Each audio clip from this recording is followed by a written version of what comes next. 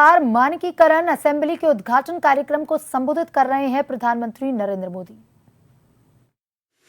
Services के साथ जुड़ी हुई है, इसलिए आज का ये आयोजन स्टैंडर्ड्स और सर्विसेज दोनों को एक ही मंच पर ले आया है।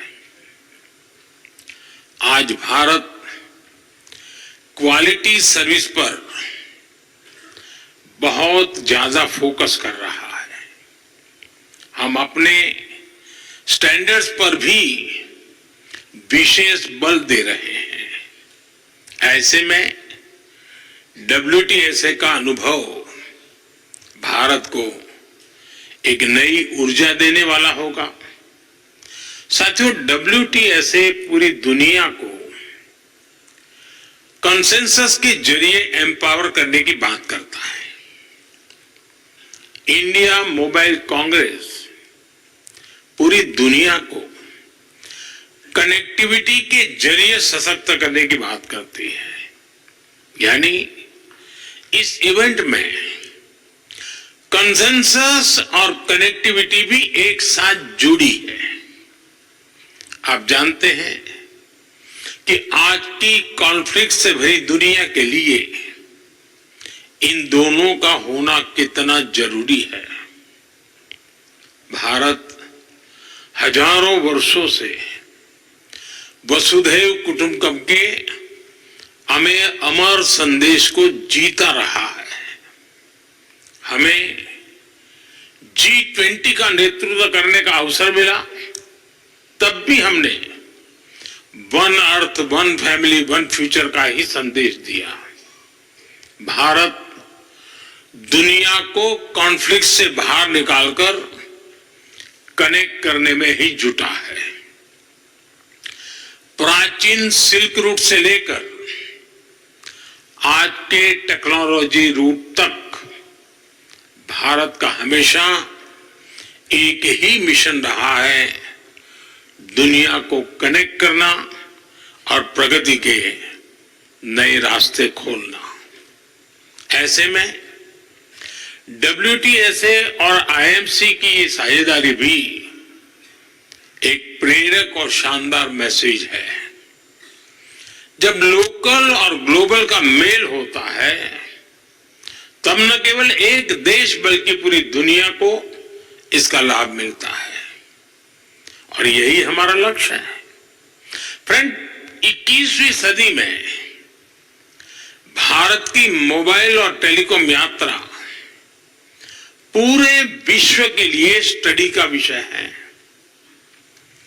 दुनिया में मोबाइल और टेलीकॉम को एक सुविधा के रूप में देखा गया, लेकिन भारत का मॉडल कुछ अलग रहा है।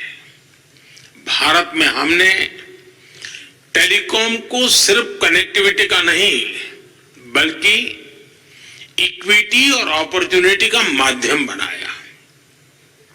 ये माध्यम आज गांव और शहर, अमीर और गरीब के बीच की दूरी को मिटाने में मदद कर रहा है। मुझे याद है, जब मैं 10 साल पहले डिजिटल इंडिया का विजन देश के सामने रख रहा था, तो मैंने कहा था कि हम टुकड़ों में नहीं बल्कि होलिस्टिक अप्रोच के साथ चलना होगा। तब हमने डिजिटल इंडिया के 4 पिलर्स की पहचान की थी।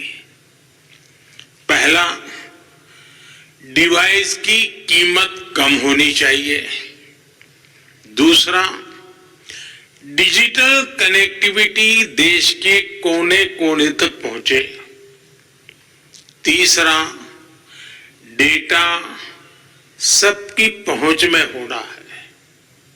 और चौथा, डिजिटल फर्स्ट ही हमारा लक्ष्य होना चाहिए।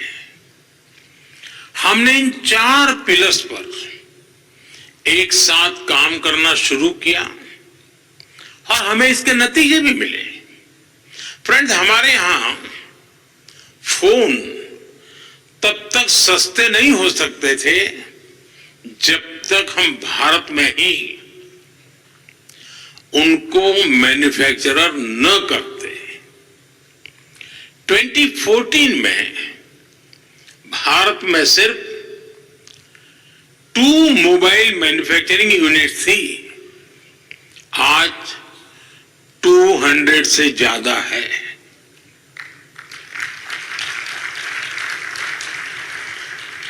पहले हम ज्यादातर फोन बाहर से इंपोर्ट करते थे, आज हम पहले से 6 गुना ज्यादा मोबाइल फोन भारत में बना रहे हैं। हमारी पहचान एक मोबाइल एक्सपोर्टर देश की है और हम इतने पर ही नहीं रुके हैं। अब हम चिप से लेकर फिनिश प्रोडक्ट तक दुनिया को एक complete made in India phone देने में जुटे हैं। हम भारत में सेमीकंडक्टर इकोसिस्टम पर भी बहुत बड़ा इन्वेस्टमेंट कर रहे हैं। फ्रेंड्स, कनेक्टिविटी के पिलर पर काम करते हुए भारत में हमने ये सुनिश्चित किया कि हर घर कनेक्ट हो।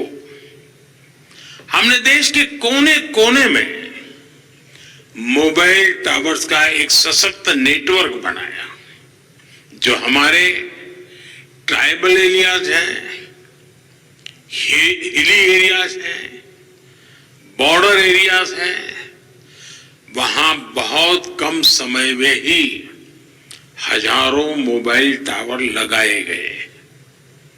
हमने रेलवे स्टेशन और दूसरे पब्लिक प्लेसेस पर वाईफाई की सुविधा दी। हमने अपने अंडमान निकोबार और लक्षद्वीप जैसे आइलैंड को अंडर सी केबल्स के माध्यम से कनेक्ट किया। भारत ने सिर्फ 10 साल में